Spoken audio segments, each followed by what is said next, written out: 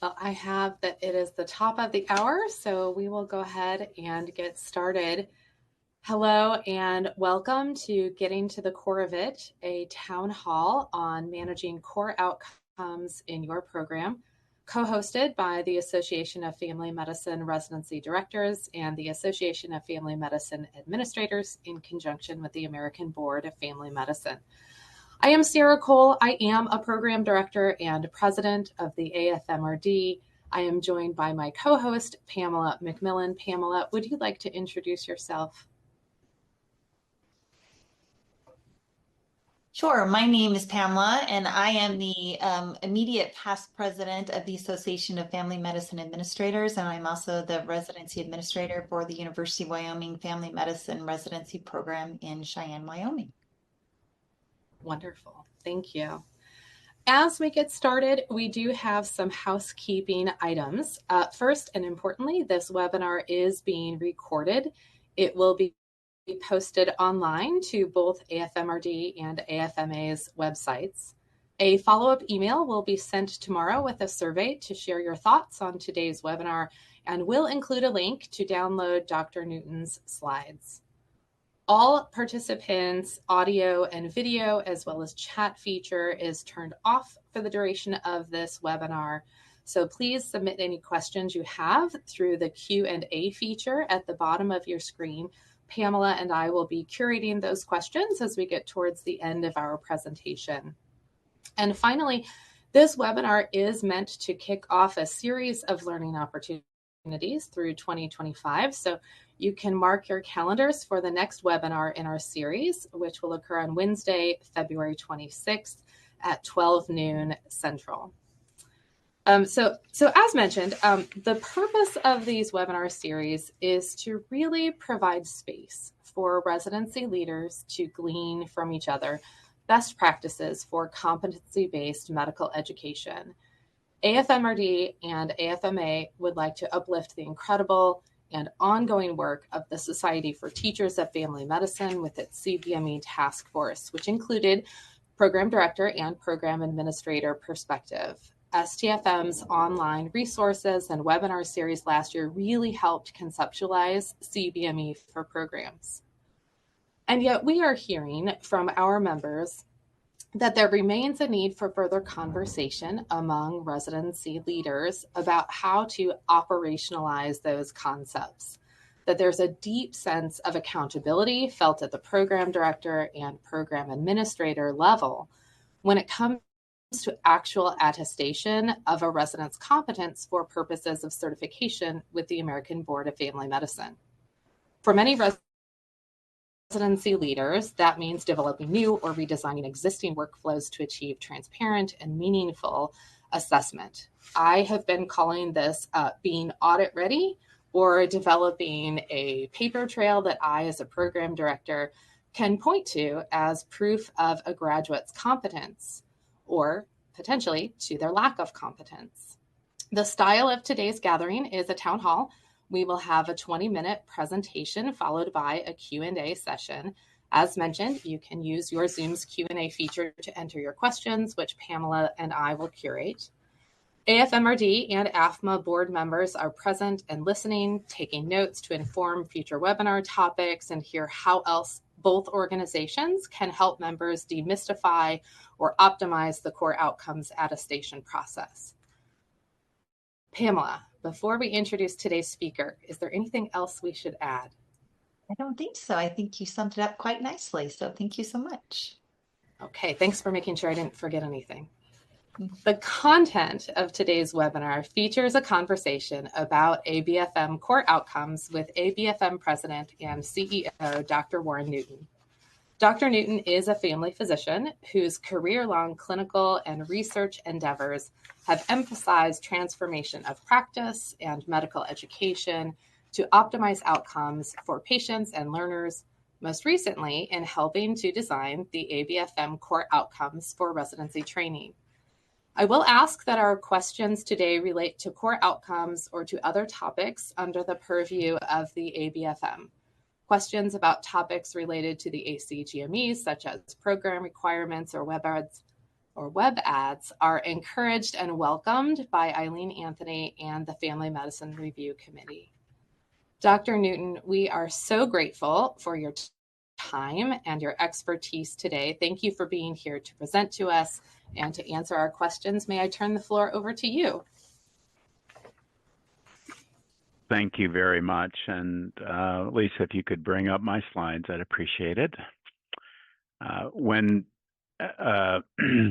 when Sarah first called me, she said, I asked her, what do we want to talk about? And she said, well, how are we doing? And particularly with respect to core outcomes. Next slide, please, Lisa. And next slide, please. And what I'm going to try to do today is, and your initial questions that you sent into AFMRD were really helpful for me to pitch that, pitch the discussion. But what I want to do today is to distinguish between the different roles of the ACGME Family Medicine Review Committee and the ABFM, and then to describe the development of the core outcomes and ABFM competency-based board eligibility. Then I'll broaden the lens and look at an update of where we are, at least from the ABFM's point of view and as an interested observer, both with respect to residency redesign and what we've learned in the last year about the core outcomes results in CBME. I'll briefly describe what to expect in the next 6 months, and mostly, and most of the time, is for answering your questions. We set this up, I'll go at 23 or 24 minutes. We set this up so the majority of the time would be opportunity for you to ask questions. Next slide, please. There's three main messages that I want you to hear at the end of this. First of all, that the review committee and the ABFM are different organizations with different goals. Residencies need to follow the ACGME rules for accreditation, and residents need to follow the ABFM rules for ABFM certification. The second point is just to normalize it. What we are engaging as a community is a really major change, the most change since 1969. It's going to take 5 or 7 years, and I think we're actually doing very well. And a part of that is the ABFM competency-based board eligibility, which is also going well, thanks to you. It's going to roll out over the next 3 years, and we're learning important lessons as a community. Next slide, please. Probably the most important thing for me to do is to thank you. You are laboring under a lot of challenges. Lots of things are changing. There's new data that has to be collected, but most importantly, we're recovering from the pandemic and trying to make it work. And the fact that we've come as far as we have is testimony to your hard work and your passion. So thank you for the program directors, the program administrators, the faculty, and others on the thing. Next slide, please. I do want to take a little bit of time to celebrate what has happened in the in-training examination in family medicine. And I think there are a number of other signs. I'm glad to comment that I think as a community we are healing. But let me just emphasize here, some of you have seen a version of this in the past, and what it tries to do is to track the average score by year of resident, and also the gray at the top, the average certification score. And we've talked in the past about the decline, starting in the fall of 2020 and lasting for 3 years, going to a nadir in 2022, every year going down. Now, at the same time, our residents and you were able to maintain a pretty consistent response at the certification exam, which is later in the April or the summer. But this represented maybe about 1.25 years of knowledge lost for the average resident. But the good news, after stabilizing in the fall of 2023, the good news is that we've come back, that we're back to normal. We're back to baseline. This data is over 15,000 residents who've taken our exam. And I just want to call out the hard work. It's, of course, back to in-person patients and in-person feedback. It's program directors and faculty setting expectation. That's important what you know. It is rethinking didactics, and many of you have described that. It's also establishing personal accountability on the part of residents for this. And I think a lot of that is reading, actually. But thank you. And we need, as a community, to celebrate this. Next slide, please. Some of you have asked, well, why are we doing all this? And I think it goes back to what's happening in healthcare overall. What is striking to me is that in about 2014, life expectancy in the United States began. Go back to the next slide, please. Last slide, please. Please go back. Yeah. Forward. Yeah, this slide. Thanks. So over the last 10 years, life expectancy in the United States has dropped. And it's all diseases, all ages. And second of all, as you all know, and some of you have seen this information in the past, is that compared to other comparatively wealthy countries, our performance is falling off the curve for almost all diseases and for all ages. So on the right is a graphic that compares the U.S. in the red and other countries in the gray. This particular graphic has to do with the probability of survival to age 50 for females. And what you see is that we're falling off the curve. And that's true for most diseases and most conditions. We also know that care is unequal, and COVID showed that again. I think all of us on this phone call believe that if that family doctors and personal physicians can make a difference with this, that if we have enough and we're well supported by teams, we can begin to turn these things around. And that was the reason why we started the process. Next slide, please. We're now about 5 years into this, and over 5,000 people contributed to this. And I think all of you understand that the changes on the left is the article. We had a national meeting. We put out 36 publications on this. But the big changes, among others, are that the practice is actually the curriculum, that we must address community disparities, that we need to provide individual learning plans and flexibility both for residents and for residencies, to do competency-based assessment, establish residency learning networks, and oh yes, we need time to do it in. And I think I'll point out here that competency-based assessment is only part of it, but it's a means to the end, and what a lot of people do are focusing on that. Next slide, please.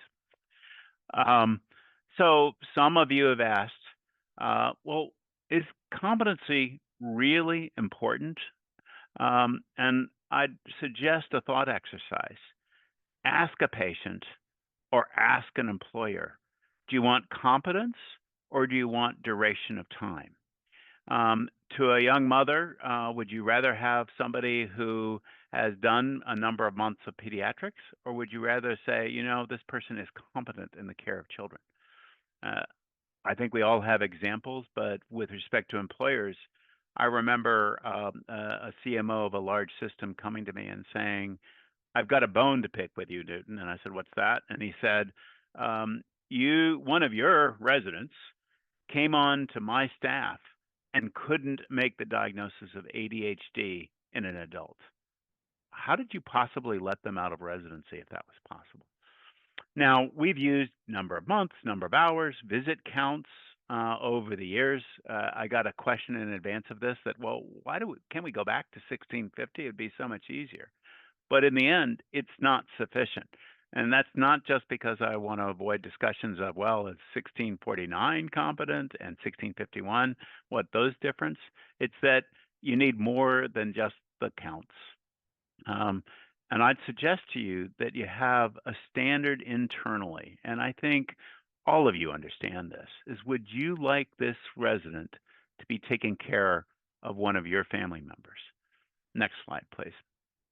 So let me move forward and make another point, is that The RC, the review committee, and the ABFM are different organizations with different roles. The review committee accredits residencies. ABFM certifies individuals. They're independent organizations that are interconnected. Now, you can't get ABFM certification without graduating from an ACGME accredited residency, and hospitals cannot receive Medicare funding without ACGME accreditation. And I think most of you know Dr. Lou Edgy is the chair of the RC, and she'll speak for the RC. I will speak, and my board chair will speak for the ABFM. And both of us are going to be at the Residency Leadership Summit and many other venues. Next slide, please. So moving forward, all of you are pretty familiar with, and the world changed as of July 1st, 2023.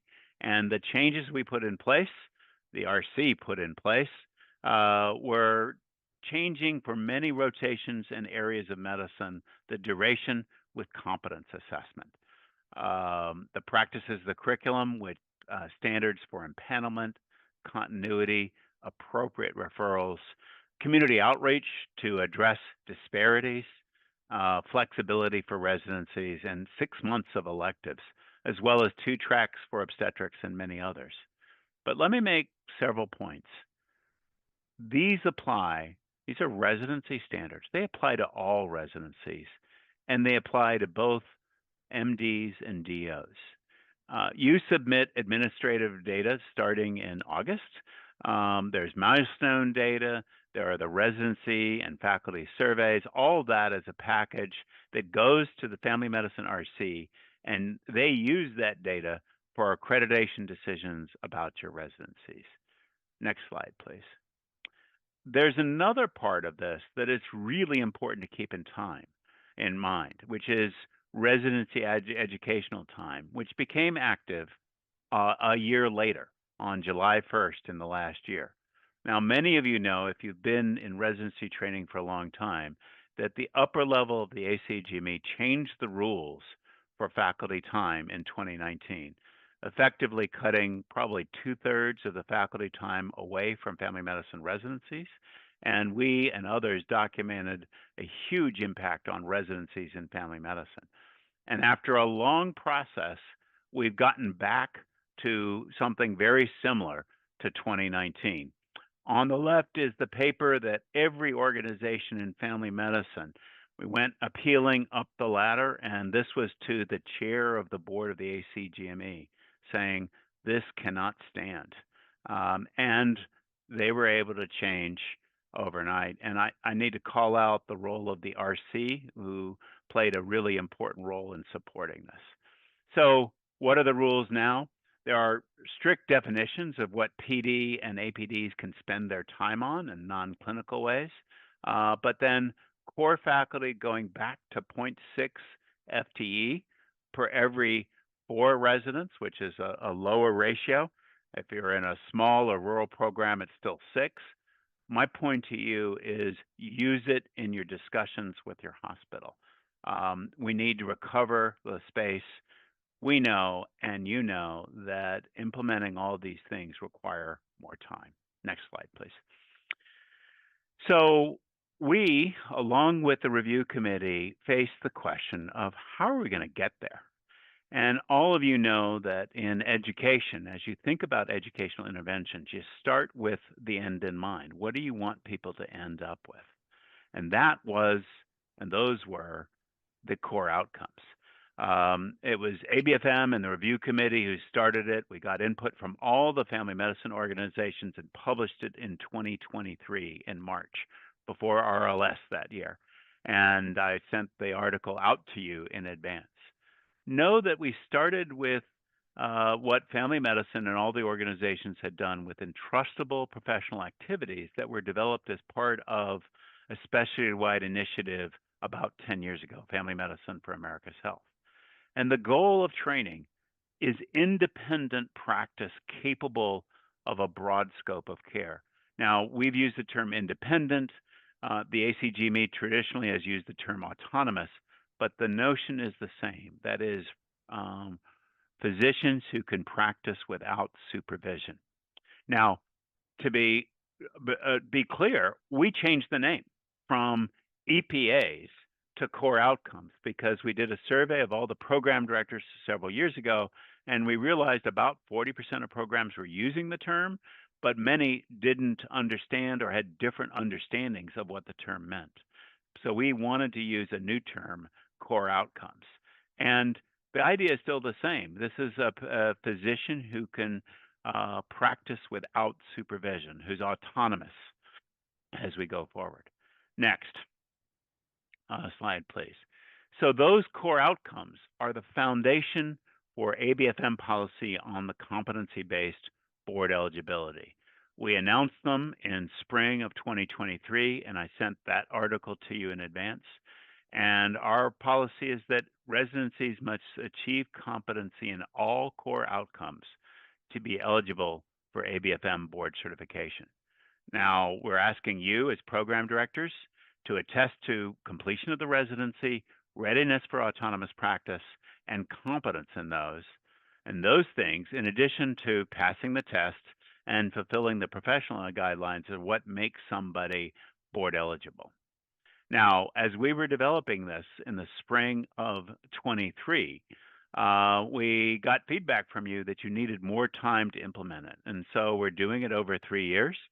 2025 is the middle year. Now, what we chose as outcomes in the first year emphasized easier assessment, but it also came from the community that said we want to put a stake in the ground around a broader scope of care.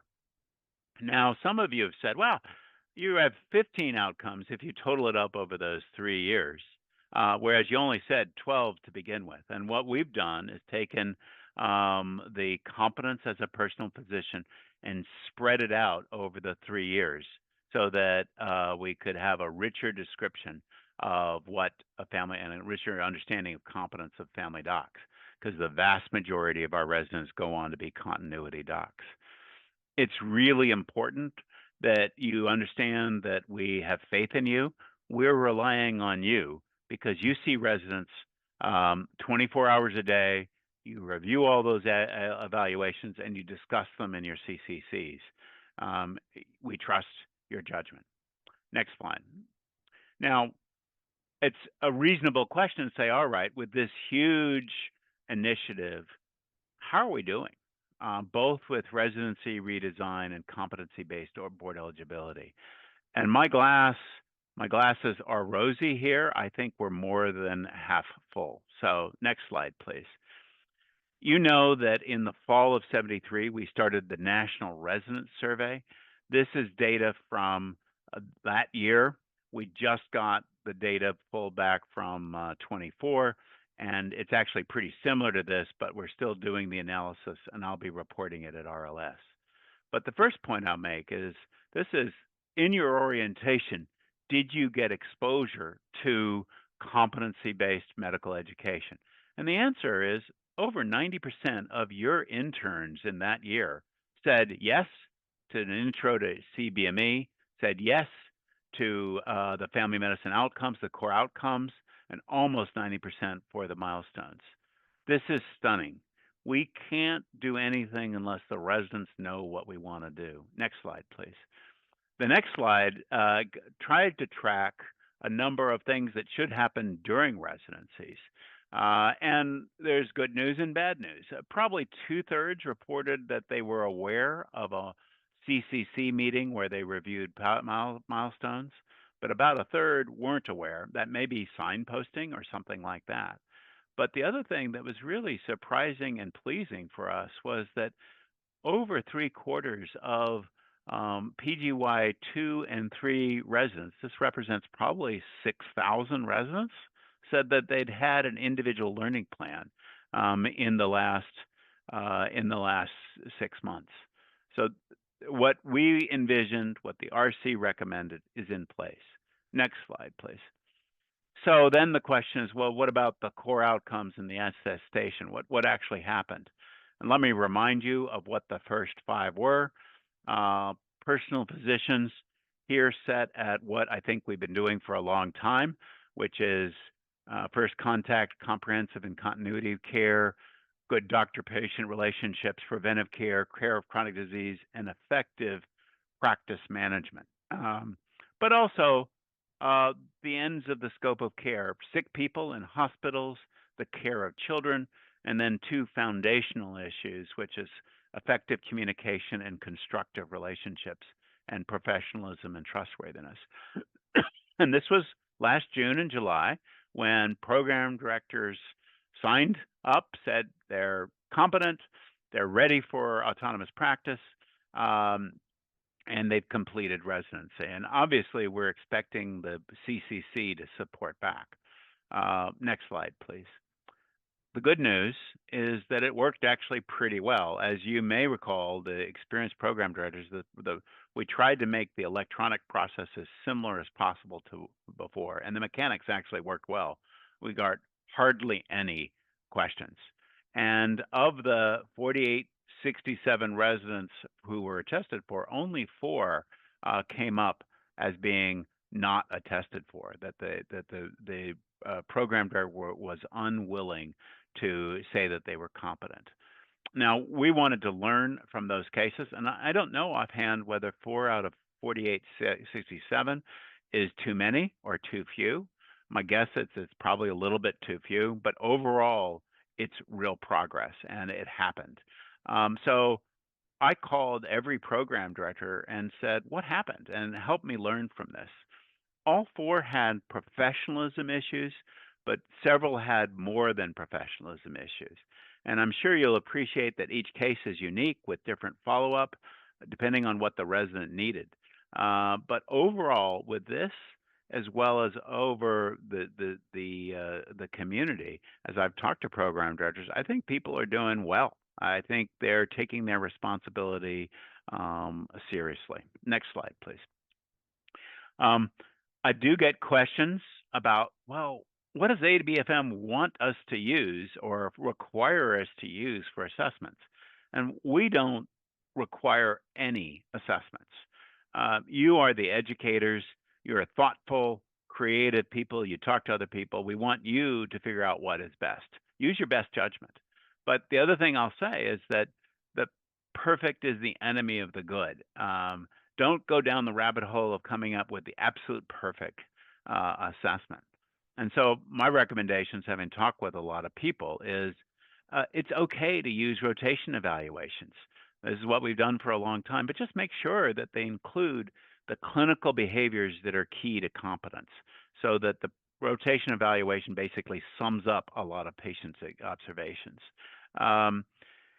Increase the volume of direct observations. So new innovations in MedEd Hub have available direct observation apps. Use them. We need to increase the volume. Clearly, summarizing the feedback, doing some analytics, and for improving the function of CCCs are critical. You know, the balance of rigor and efficiency. Next slide, please. So we all understand that faculty need to develop and also residencies need to develop. As Sarah said in the introduction, the best single source of information is the website for the STFM Competency-Based Medical Education Task Force. Go to it. There's a lot of stuff in there that is useful. I want to thank AFMRD, AFP, and STFM for really focusing on program design. That's where you go and learn from other people. As a pre-conference for RLS, ABFM and the AFMRD are putting together the SOAR pre-conference. That's strengthening outcomes and assessment and residencies. And what we're doing is trying to find programs that are doing extremely well so that we can learn from them. And what Jay Feder is trying to do is to create a learning community there. And finally, we and others are supporting residency learning networks. We can learn a lot from each other. But residencies themselves need infrastructure. And as I've talked with them, every place, and there's a lot of experts on the webinar, but some sort of regular schedule for faculty development. And my guess is that some sort of balance between something on a monthly basis and occasional retreats to develop shared mental model of assessments and development so that residency faculty see the same thing when they see a resident. As I mentioned, using the apps and new innovation or MedHub to increase the numbers of observations. I'd also say that getting to a growth mindset among residents will shape both faculty and residents. If residents come to us saying, this is what I think I need, I think that changes a lot of things.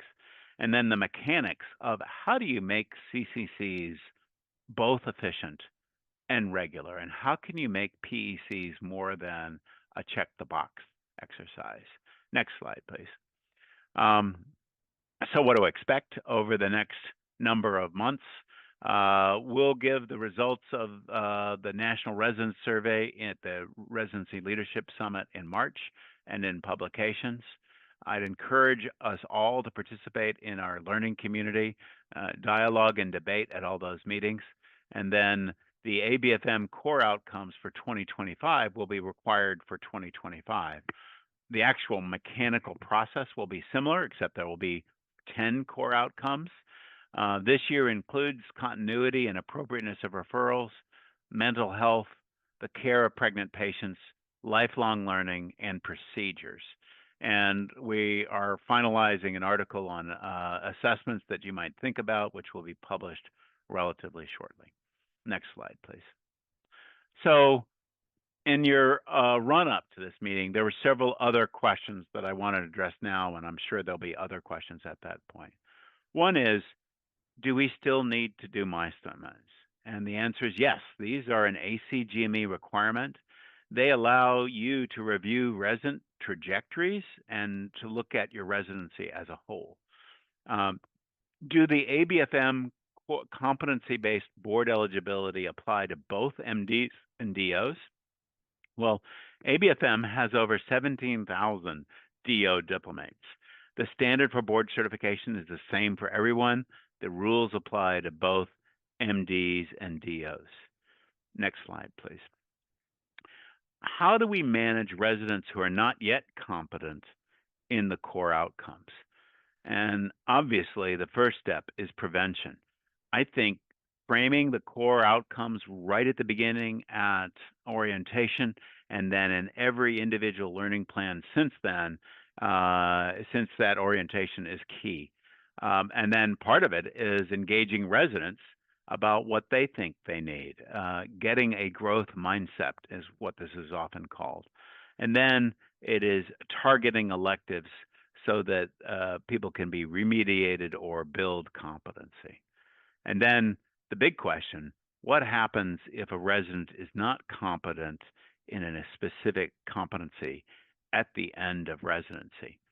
Remember that, and here's the answer to that. Remember that graduates are board eligible for 7 years. The remedies, as we've begun to learn, are quite variable, and it depends on what the residents need. Sometimes it's additional rotations, but sometimes it's a referral. We've had a case of a referral to a physician's health program, or getting feedback from employers is actually what another board does. We at ABFM are developing systems to support this. We look forward to working with you on this. So with that, next slide, I'll take it for more questions, Sarah and Pamela.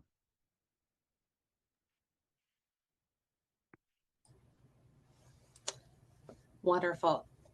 Dr. Newton, thank you so much for that rich information that you provided today.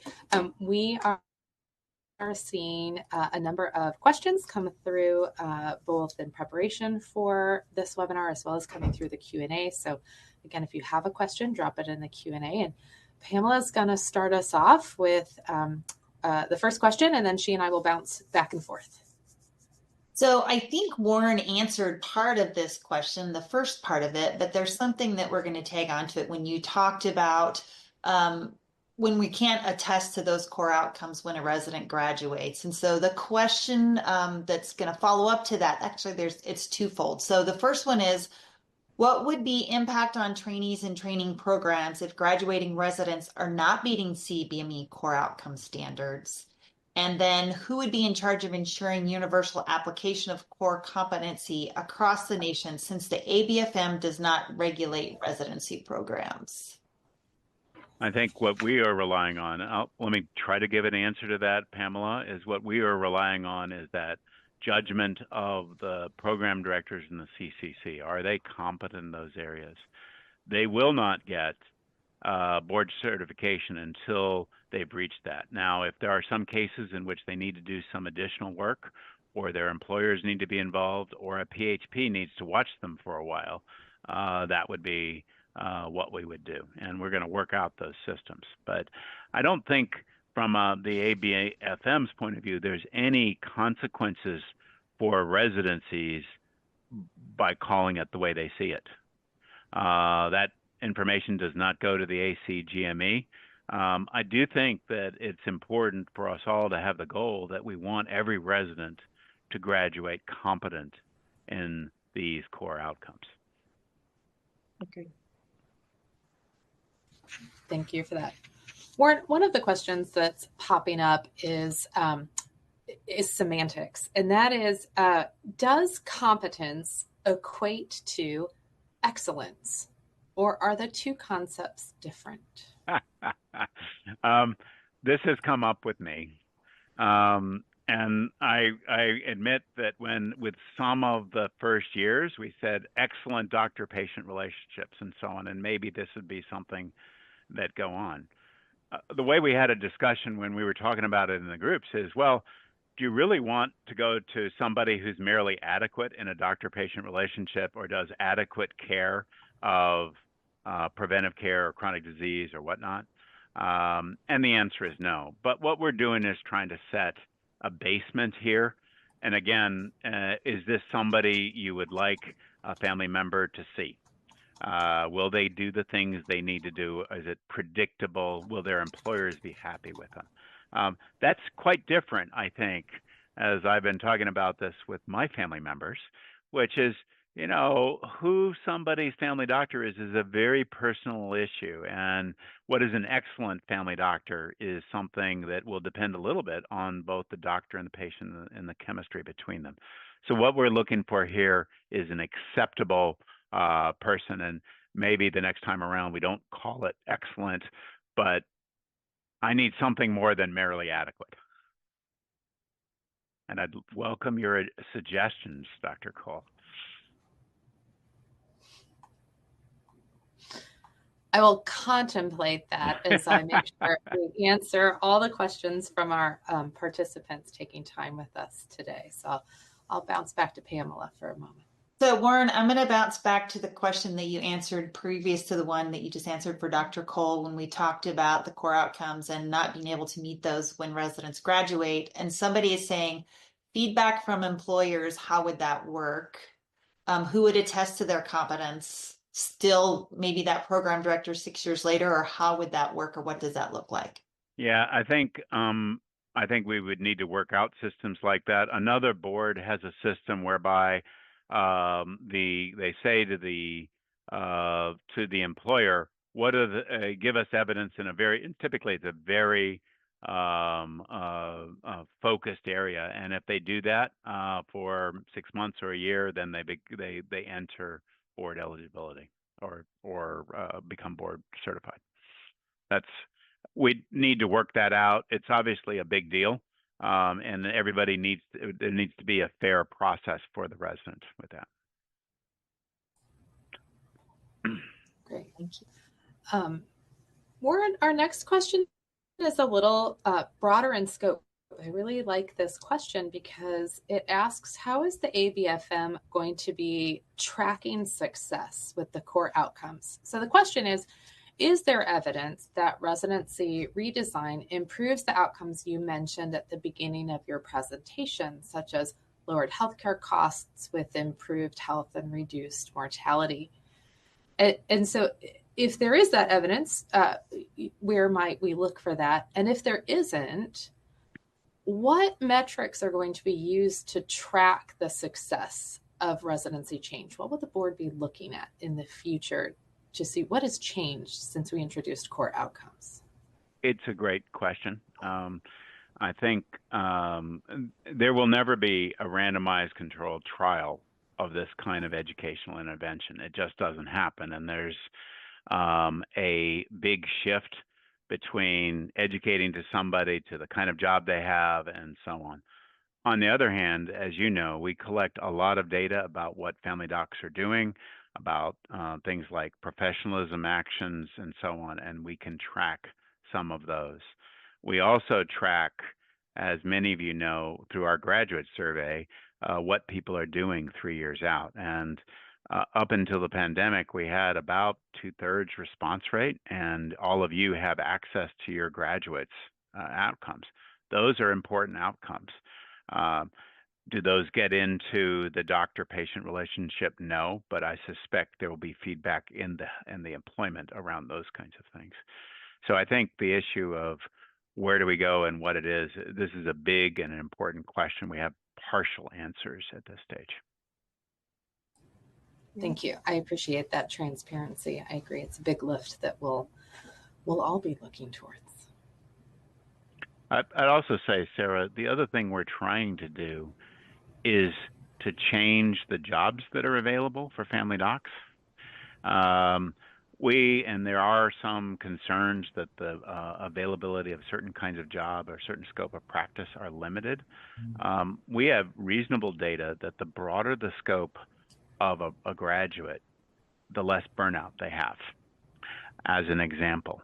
And we know that what family docs are doing, despite there are lots of individual reports, it hasn't changed very much, at least in terms of the percentage doing continuity care, the percentage doing hospital work, the percentage doing, for example, full-time ED work. So tracking what people are doing and tracking, for example, if one of our goals is to get residencies into communities and deal with disparities, how many are going to end up with rural or underserved practices as a marker for that? So I think there's a lot to do with that, and we are fortunate to have really good data sources that can help us begin to answer that. All right, Dr. Newton. So our next question is coming, I'm guessing, from an administrator, and they're talking about the core outcomes not necessarily being in correlation with the ACGME milestones, that it's burdensome for the administrators to collect all this data and report this data, and the program directors being able to sign off on these core outcomes. And they feel like it's taking away allowance for flexibility in training with residents, and their ability to plan their own education based off of what they're looking for to do in their practice once they graduate. Yeah, and certainly one of the benefits of the new guidelines for residencies is that flexibility. There's a rough correlation between the milestones and the level 4 of the milestones and the core outcomes, but the core outcomes are much more focused, clinical. It isn't a broad area like communications. It's communications with patients and with staff and with peers. It's much more specific, and typically those core outcomes include more than one of the core competencies. So they're different, and as some of you know, it may be that in the end, and the Canadians typically have their assessment saying, do they meet the core outcome or their version of the core outcome or not? And if they do, then they're fine, and they don't worry as much about the milestone element of it, because it's just getting to what does the resident need when they go into practice. But I argued, as I said, I think there's real value for both. That milestones give you a chance to see how are you doing with residencies as a whole. I'll give you an example of, and you know, these data are available for everyone on the ACGME website, but As a specialty, we are as a specialty, we fill out milestones very well. And Eric Hombo, in other sense, we need to take a bow for that. And thank you to everybody who participates in that. But then the other part is, as a specialty, we are less effective than other specialties around systems-based practice, for example. So we can learn a lot. And you, in individual programs, look at your profile and say, well, if there's one thing that is missing that seems to be common among residencies, that's where you go to adjust a rotation or add a selective or that sort of thing. So I believe that there are real benefits for residencies. And then for individual residents, it's, all right, what is their trajectory?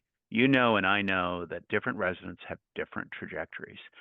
Some take a while and then it clicks and then they go from that. Others are very good at the beginning. And as people look at milestones, they begin to get a sense of where does this resident fit? And is this acceptable variation? So that would be I think they're getting at different things. The goal of the core outcomes are really focused clinical, much more focused clinical behavior that include many of the ACGME core competencies. Thank you. That's a great description. Warren, my next question is fairly specific. It was incredibly helpful to see the information about resident perception of CBME from the National Resident Survey data.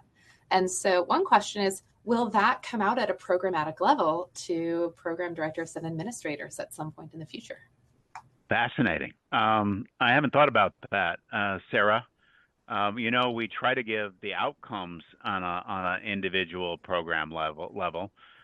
We want to make sure that it is safe for the residents to answer. So we got to be very careful with that. We don't want program directors going back to say, you said this about us.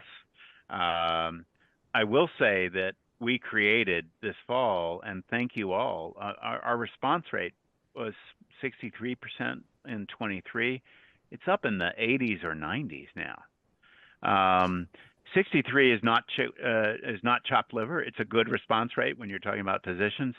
In the 80s is really impressive, and I think it's a combination of residents being engaged and programs being engaged, and so I look forward to telling you that. I need to think about how we could make it safe for residents. Maybe it's by state or something like that. That it's a good. It's an interesting question. By the way, the other part that is in the data that is, I think, fascinating is how did your first-year interns get to you? When did they decide to go into family medicine? When did they decide? Was it like before they matched, during the match, and SOAP? Was it after SOAP? And what does that look like for virtually all of our interns? So we'll report that data in March to all of you. Great. We look forward to that, and we appreciate you considering how we can safely release that data to inform programs. So here's a great question, Warren. They're all great, right? Well, they are great. It's hard to pick which ones that we want to ask you. So is there a way that we can align the ABFM ITE results with the beginning of the milestone evaluations so that the programs have the result in order to evaluate residents in time?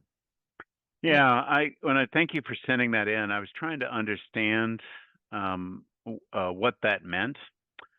I think it's the timing in which we give the in-training exams. Those of you who are been around the block realize that we usually send out results in the second week of December, along with the score reports.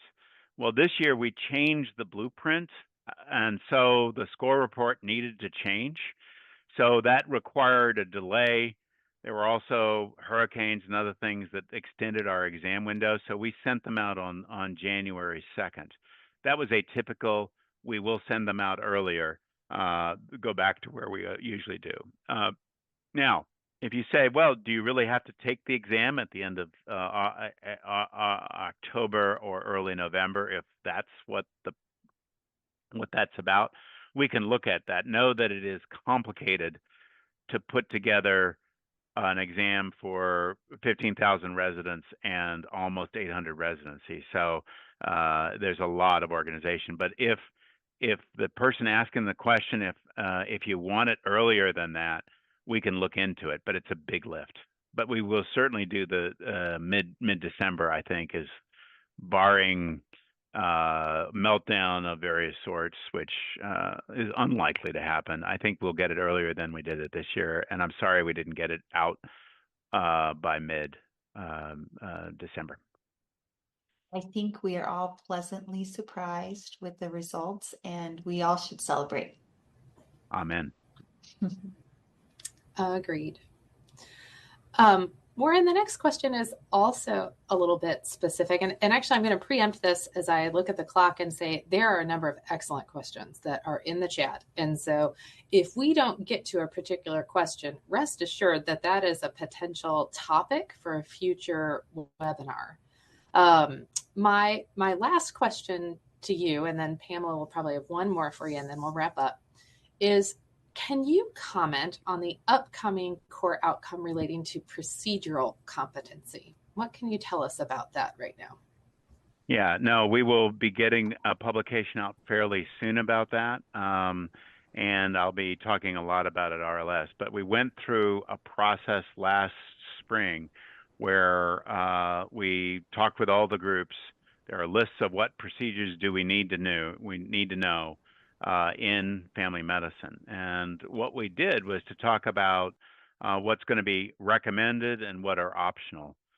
Recommended is those core office continuity practice issues, ranging from things that are pretty straightforward, like pap smears and x-ray reading. And then the optional ones are going to be very much a function of the mission of the residency and how individual residencies want to market themselves. So are they training for colonoscopies or in a few cases C-sections, that sort of thing. And so there'll be two lists. Probably notable is we had, and we went through multiple versions of this, and that's what we'll report out to you. But you will not be surprised by the issue on the list, the ones on the list. I think that, and we can get them out to you sooner than that, if that would be helpful. So we will go with that, and it was a consensus process, and that's how we ended up with it. Sarah. Wonderful. Thank you. Well, I think we look forward to that publication, and yes, anything you can get us out quickly would be very helpful. You know, an important question is, how do we assess competency of procedures? What I will underscore to all of you is that there's a difference between curricular competency, where we put together all the things that we'd like to teach a family medicine resident, and actual competency, where we know what they're doing. And there's good literature from other specialties that there's a big gap between the nice to haves and what people are actually competent in.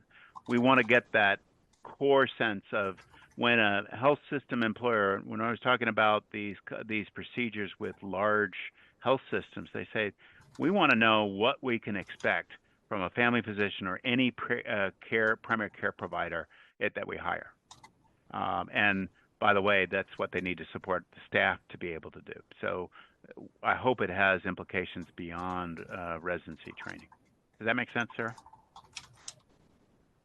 That does. Thank you. I am going to not ask any more questions because I think we're at a point where we need to start wrapping up. But again, as Dr. Cole mentioned, those of you who have submitted questions in the Q&A, these are great questions that we can use for our future webinars in the upcoming months. And I wanted to thank Dr. Newton again for joining us today and answering all these tough questions. He gets lots of questions thrown at him all the time. So we appreciate him taking time today to join us. And Dr. Cole, I'll turn it back over to you. Wonderful. Thank you. So actually, if I may toss you one more question, Warren.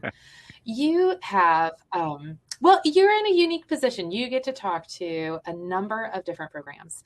And so you, I'm sure, have been talking to program directors and administrators about what are the ways in which they are redesigning their workflows to feel confident in their ability to attest to resident competence. And I was just wondering if you had one or two best practices that you have heard from programs who really seem to be getting this right that you could leave us with as a potential action step for us today. Yeah, and I think this is a great role for AFMRD. And remind you, I have anecdotal interaction with maybe 100 program directors in the last year, so it's not systematic survey or anything like that.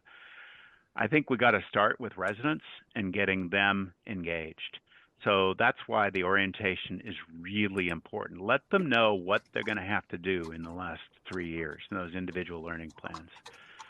Second, I think it's really important to use what you have. And what I meant by the perfect is the enemy of the good.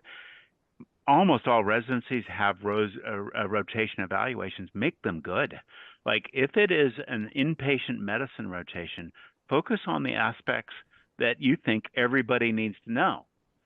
Off the top of my head, from years of being a hospitalist, I say, it's managing a sick patient when they come in. It's tracking lots of problems. It's communicating with staff and team-based care, and it's transitions. And then the attending or whoever's doing that will say, look, I saw 8 patients where they were doing that, and build it into that. And then finally, learn from each other. We learned last fall that there are 50 to 100 residencies that are doing everything we would want. So it's out there. We just have to learn from each other and what's good and what's bad, and rip off and duplicate. Try things. And the enemy, perfect is the enemy of the good. That wasn't just one thing. Sarah, I apologize. No, I think that was a great way to sort of wrap up today's webinar. So, Dr. Newton, I again just want to give a big thank you. You are a busy person, and it was really great that you could take time to be with us today.